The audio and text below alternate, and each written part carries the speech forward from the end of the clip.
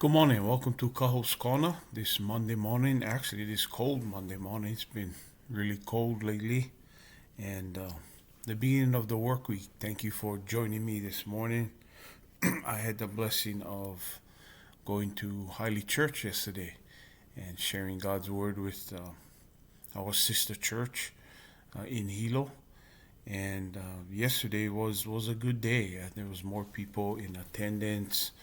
It was good to meet new people, see new faces, and again was just a blessed time for me. I get to go on the east side of the island and share. We've been doing that a lot lately between the elders and the kahus, so it's just a blessed time to get outside of our church, Imiola, and just go share across the island, and it helps me, it helps us to get out and just speak to different people on, and share what God has on our minds. So yesterday, my message was on new beginnings. I mean, we're still in the first month of the year, and like everybody, usually at the last week of December, rolling into the new year, we kind of make recommitments or resolutions or whatever it may be. It can just be within yourself and God. God knows what your heart's desire is and what you want to do different in the new year that you did last year. But I also talked even in a new beginning as the new year. You can break that down to 365 new beginnings. I mean, each day when we get up and we walk out the door, it's a new beginning, it's a new day. What does God have for me in the day and even within the day? We fall short of God's um, what He wants for us even during the day, and even in that we get new beginnings. God tells us to don't remember our sin no more. Get up and move forward. Start over again. Um, and that's kind of what we talked about yesterday, and we talked about the situation of the Israelites. I think we spent 2 or 3 weeks on Kaos Corner talking a little bit about that and everybody's situation or whatever area in their life they want a new beginning for. It's all different. Everybody's different, but our God is still the same. He doesn't change. His promises He keep.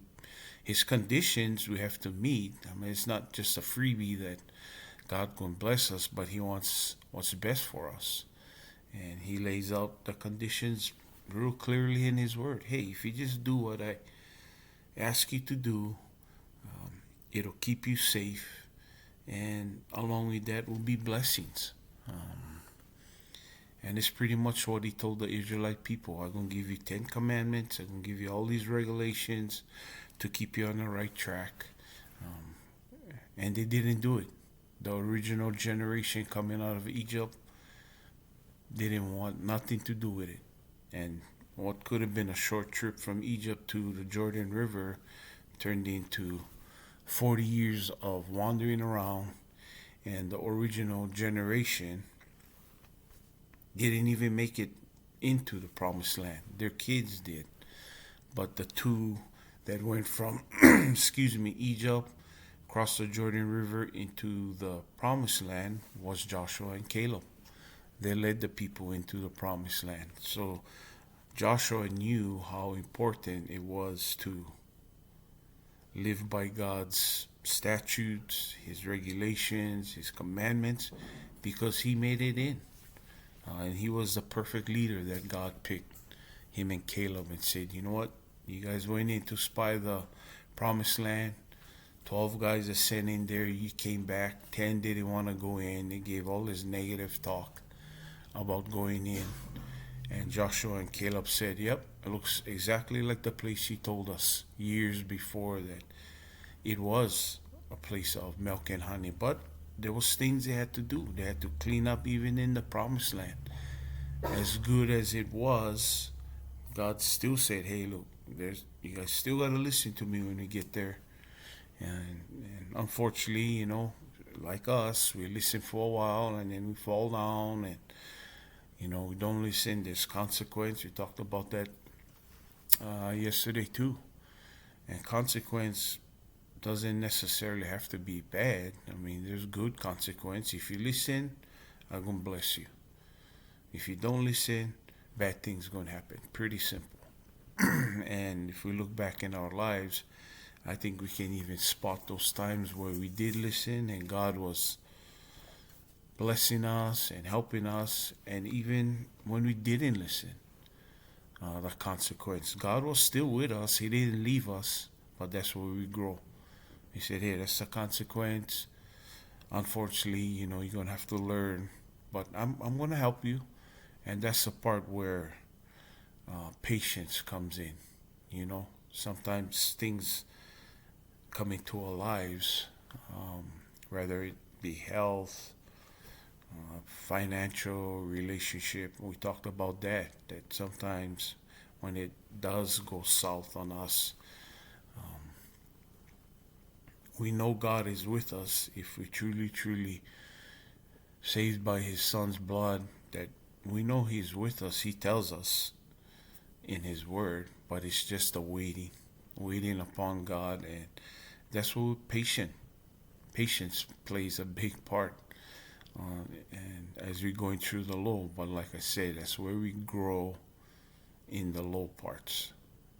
It's good to bless God's name when we're up there, we're doing well, but in the low areas, that's where God said, you know what, I'm still with you, but this is where we got to grow. And unfortunately, the people of Israel, 40 years of low, they will come back. They will complain, and it just shows a bad relationship with God. And unfortunately, like I said, all of the first generation coming out of Egypt didn't see the promised land. All the kids got the benefits because, they was born in the wilderness. God took everybody 20 and below. So we talked about that. We talked about some Psalms that David wrote, and I wanted to just take a few verses from Psalm 40, and we'll start in verse 1. And this is David writing, and he says, I waited patiently for the Lord to help me, and He turned to me and heard my cry. He lifted me out of the pit of despair, out of the mud and the mire. He set my feet on solid ground and steadied me as I walked along. He has given me a new song to sing, a hymn of praise to our God. Many will see what He has done and be amazed that they will put their trust in the Lord.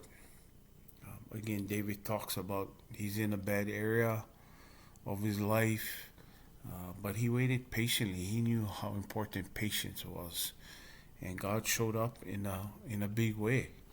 He pulled him out of the pit of despair. He called it whatever it was. Like I said, we get different areas in our life that is trying right now. But then you see the consequence for waiting patiently. He said, He set my feet on solid ground and He steadied me as I walked along. And then we talked about new beginnings yesterday. And then in verse 3, David says this, He has given me a new song to sing, a hymn of praise to our God.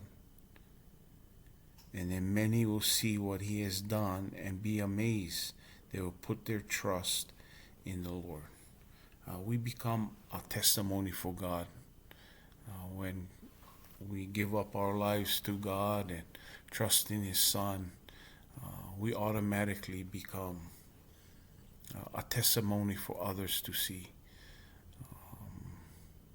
In the book of 1 Corinthians now in Emiola, and Kaho's been leading us on this journey, and Paul's been writing to these believers in the church. They're the church in Corinth, and the in-house cleaning, the housekeeping that Paul had to do with these believers was say, hey, look, if we keep doing the things that we don't want to do, that's from outside of these walls, how are we going to win over people to be in a church if we're doing the same thing with non-believers out there doing all of this pagan stuff? Then we cannot win people over for Christ because they don't see a change. And that's exactly what David wrote. He has given me a new song to sing, a hymn of praise to our God. So, David has finally waited patiently, whatever despair he was in. God came along. God never left him. And God said, you know what, now is the time. So once he did this 180 from wherever he was and he started singing this new song and praising God for all of the things he did, he says, many will see what he has done and be amazed. And then what's the benefit to that? They will put their trust in the Lord. That's how it's done even today with Christ. We get a chance to share our testimony, where we came from and where God has brought us. Sorry, my alarm again. And that wins over people. That just says, hey, something is different about him or her. I know where they came from. They had financial trouble, they had health issues, relationship problems. But man, this God got to be for real. Look at them now. They're singing a new song.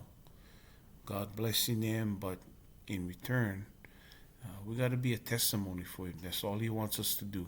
Share our story, share what he did in our lives, and share the gospel message, the truth, and be available for whatever God has for us to do. So I hope you guys have a blessed week. It's cold again out there. I think we're going to get a little rain towards the end of the week, Thursday, Friday. So be careful, stay safe, be blessed. Aloha.